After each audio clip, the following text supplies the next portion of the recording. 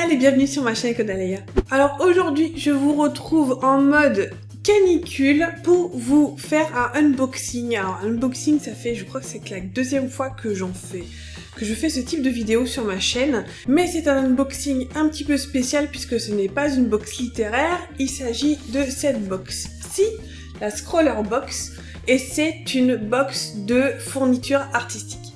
Alors c'est la première fois que je teste les box à abonnement.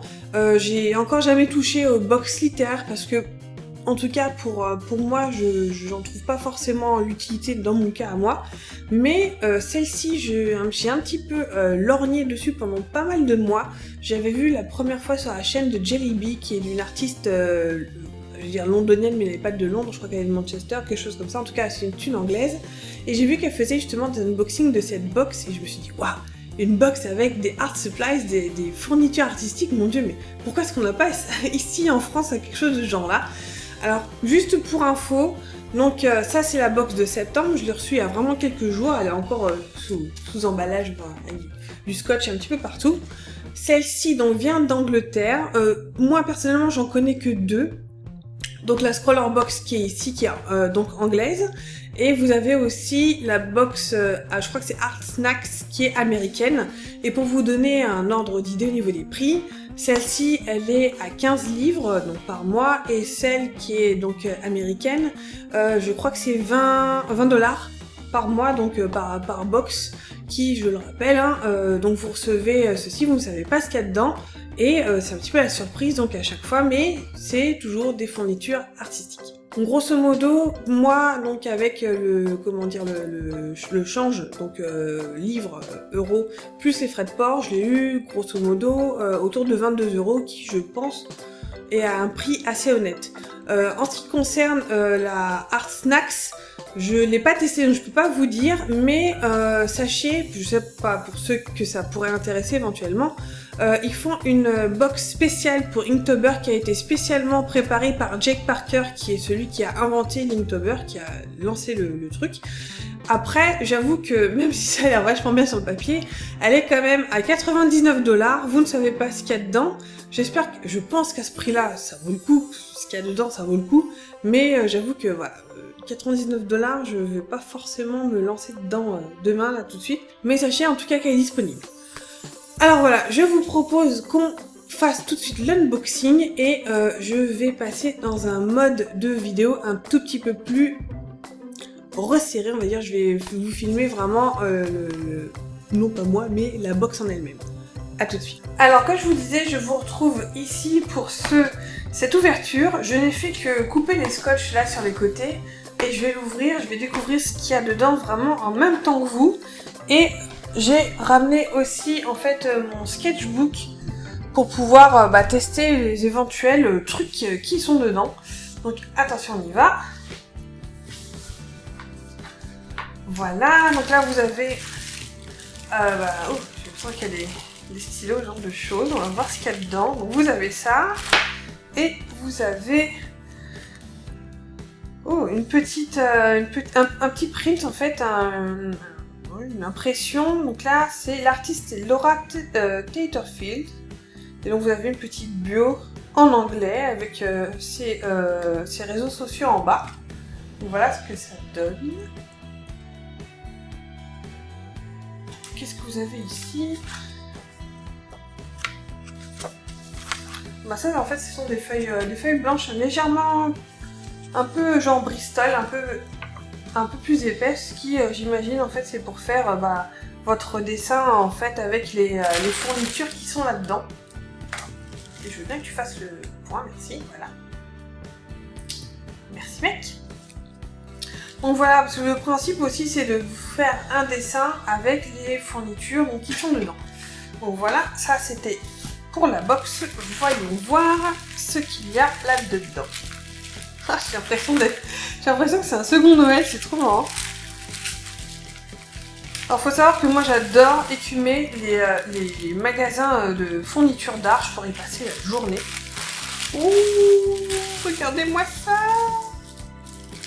Alors j'ai déjà une petite gâterie, un petit bonbon. Et voici ce qu'il y a dedans. Donc un petit autocollant donc de Scroller Box. Et voici ce qu'on a. Donc, j'espère que tu vas faire le point. Ça, c'est un feutre Zig. Je crois que c'est Kuretake qui fait ça. Ouais, c'est ça, c'est Kuretake. Donc, un feutre. Alors, il est encore sous plastique. Alors voilà, j'ai juste pris le temps d'enlever les plastiques qu'il y avait autour des feutres. Alors, je vais vous montrer ce qu'il y a dedans. Donc, vous avez aussi cette petite description, ce petit descriptif de ce qu'il y a donc dans la Scroller Box avec donc tous les articles qui sont dedans. Et vous avez le challenge que vous pouvez dessiner. Donc là, le sujet c'est Sweet Sunday. Et bah écoutez, je vais vous proposer après cet unboxing de vous faire un petit dessin avec les fournitures que j'aurais eues dans cette box. Donc voici ce que j'ai eu dans cette box. Vous avez ici un porte-mine de chez Uni, le Kurutoga, oui c'est ça, en .05. Et donc bah, c'est tout simplement un porte-mine, tout ce qu'il y a de plus normal hein, pour dessiner. Voilà. Plutôt pas mal, avec la gomme de ce côté-ci, comme d'habitude. Hein. Et je pense que ça, qu'est-ce qu'ils en disent? Donc voilà, vous avez un porte-mine donc avec des... Qu'est-ce qu'il y a? Revolving action keep the lid sharp. Ok, plutôt pas mal ça. Apparemment un système à l'intérieur qui permet justement à ce que la mine qui est à l'intérieur soit toujours aiguisée, oui, enfin taillée quoi. Donc voilà, j'aime bien les porte-mines et j'en ai pas beaucoup j'avoue. Donc voici le premier. On a ensuite toujours de la marque Zig, c'est un peu, voilà, on a Uni, on a 2 crayons Uni, et on a le reste qui est de la marque Zig, donc Kuretake. Vous avez ici donc, je pense que c'est un fine liner, vous pouvez voir ici. Et c'est en fait, je crois que c'est voilà, un mangaka, vous pouvez peut-être voir par là, et vous avez, je m'assois. Voilà, c'est de couleur en fait violette. Donc ça c'est pour pouvoir ancrer. Et vous avez ici 3 feutres, donc un bleu, un rose et un couleur pêche, plutôt peut-être pourpre. Et qui a une pointe, comme vous pouvez voir, une pointe, comment dire, une pointe pinceau quoi. Donc vous pouvez faire, voilà. Faire des trucs très fins et aussi appuyer pour faire des choses beaucoup plus fat. Hop. Plutôt cool, la couleur est super jolie. Je vais tester le pot. La couleur peau, bah, c'est toujours pareil. Elle est hyper claire évidemment sur une feuille blanche. Vous pouvez faire des superpositions. Je vais voir ce que ça fait. Oh. Du coup, vous pouvez faire dégrader, j'espère que j'ai vu évidemment. Hop, on va essayer de la nettoyer un petit peu. Et vous avez ensuite la couleur rose. Donc il y a un rose hyper pétant. Donc, vous pouvez faire vraiment des coups de pinceau hyper texturés et puis des choses vachement plus nettes et plus pleines comme ça. C'est très joli aussi. J'imagine que ça peut faire du violet. Oh, c'est plutôt pas mal, hein. Voilà, alors ça va être mon nouveau joujou. Et vous avez enfin un gel liner, donc c'est le Uni aussi, je crois, si je dis pas de bêtises. Enfin, non, c'est chez Pentel. Je crois que c'est Uni. Attends, je vais voir. C'est Pentel qui fait ça. Un hybrid gel Grip Pastel Pen, donc en couleur blanche. Et ça, c'est ce que j'utilise en général. Si vous avez vu mes anciennes vidéos, quand je colorise en fait un dessin sur du papier craft, c'est le blanc qui va entourer le personnage, qui va mettre des points de lumière sur... je sais pas si... Non, je dois pas avoir... c'est ce que j'aurais pu utiliser par exemple si vous voyez sur Eleven, voilà. C'est ce qui va donner ici le blanc dans les yeux. Je crois pas d'avoir d'autres dessins. Ouais, voilà. J'en ai pas d'autres. Donc voilà, ça c'est ce genre de de stylos en fait white, enfin les gel liners, on court toujours après pour faire ce genre de dessin et on n'en trouve pas beaucoup dans les papeteries. Donc on est toujours content d'en avoir. Moi je dois avouer que je dois avoir une recharge, je dois avoir 3 ou 4 stylos différents comme ça pour toujours en avoir un sous la main. Et voici donc le unboxing de cette scroller box. Écoutez, je suis plutôt contente. En plus, pourquoi 15 livres, soit 22 € en comptant les frais de port. Je trouve ça plutôt honnête parce qu'il faut savoir qu'en gros, ça en France, ça vaut, allez, facile au moins 5 €. Si c'est pas plus. Donc chaque truc vaut facile, entre 3 et 5 €. Peut-être un petit peu moins pour celui-là, peut-être plus près du 3 €.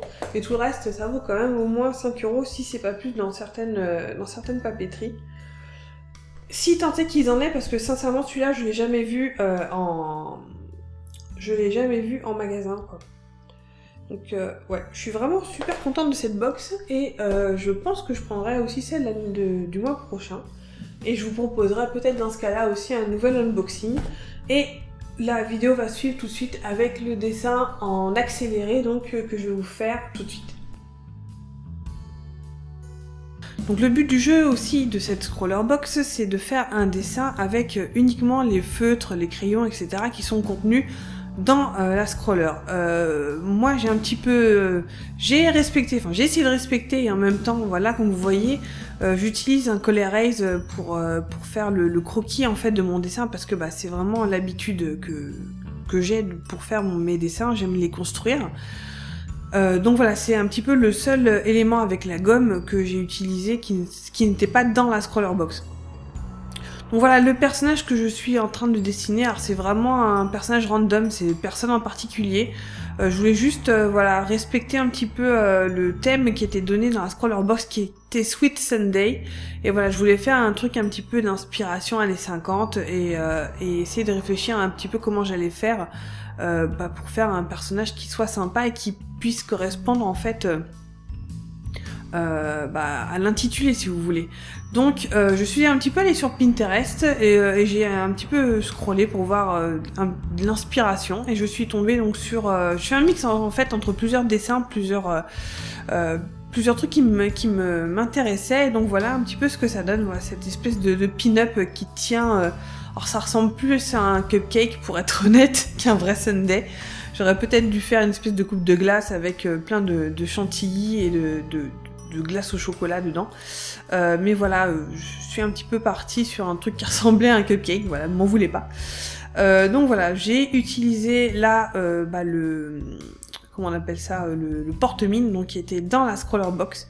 J'ai trouvé un petit peu raide, mais je suis un petit peu plus en fait habituée à utiliser des feutres, que je raconte n'importe quoi, des crayons, donc des Color Erase en général. J'avoue que j'utilise en fait peu de porte-mine, même si ce sont des choses que j'aime beaucoup. Donc voilà, ensuite j'ai attaqué avec le feutre Zig, donc pour faire la peau. Ça c'est assez pratique, donc je vous rappelle, j'avais un feutre donc Zig que vous voyez ici, donc couleur chair, j'en ai un couleur bleu électrique, et un autre couleur rose fuchsia, rose pétant. Et pour ancrer, donc j'ai utilisé je crois que c'est un Kuretake, donc mangaka, et la couleur est violette. Alors c'est une couleur un petit peu particulière, surtout pour ancrer, ce qui donne peut-être une teinte un peu particulière à ce dessin. Mais voilà, j'ai utilisé c'est un fine liner, donc c'est une pointe donc 0,5, un petit peu un petit peu rigide, donc il n'y a pas de plein et de délié comme on peut avoir sur les brush pens. C'est vraiment une pointe d'un stylo, technique, si vous voyez ce que je veux dire. Voilà. Ensuite, j'attaque l'espèce de bandana de la jeune fille avec ce bleu un petit peu électrique et j'ai décidé de lui faire les cheveux roses parce que c'était un petit peu la dernière couleur qui me restait. Donc voilà, j'essayais d'alterner les couleurs que j'avais pour faire quelque chose d'intéressant avec ce personnage. À l'utilisation, franchement, ces pinceaux sont plutôt assez agréables à utiliser. Ça s'applique bien, ça se fond bien. J'ai pas forcément utilisé de superposition de plusieurs couches. Ça, j'aurais peut-être dû essayer. J'avoue que sur le coup, ça m'a pas forcément traversé l'esprit. Voilà. Donc, je réutilise le bleu pour faire l'espèce de, comment dire, de veste en jean donc, qui lui sert de top. Avec une espèce de veste en jean. Alors, le seul truc en fait qui était un petit peu décevant dans cette box à l'utilisation, ça a été, vous allez voir, ça a été en fait le feutre blanc que vous voyez sur le côté, parce que je trouve que, en tout cas au-dessus du truc zig là, enfin des feutres zig, il se voit pas des masses en fait. Et ça, j'avoue que bon, j'étais un petit peu déçue. Après, bon, sans plus, hein, c'est pas grave. Hein. Peut-être que les autres que j'ai en ma possession n'auraient sans doute peut-être pas fait mieux parce que peut-être que c'est sur ce feutre-là, voilà. Vous voyez, le blanc se voit pas des masses, se voit vraiment pas beaucoup. Il se voit un petit peu plus sur sur le rose. Et encore, en fait, quand le feutre, quand le stylo sèche, quand l'encre sèche, c'est comme s'il prenait un petit peu la couleur qui était en dessous. Voilà, j'ai essayé de faire la fausse calligraphie pour faire le titre de ce dessin, donc Sweet Sunday, et j'ai signé. Voilà, je vous laisse finir de regarder le dessin et je vous souhaite une bonne soirée et j'espère que vous aurez apprécié cette vidéo. Ciao!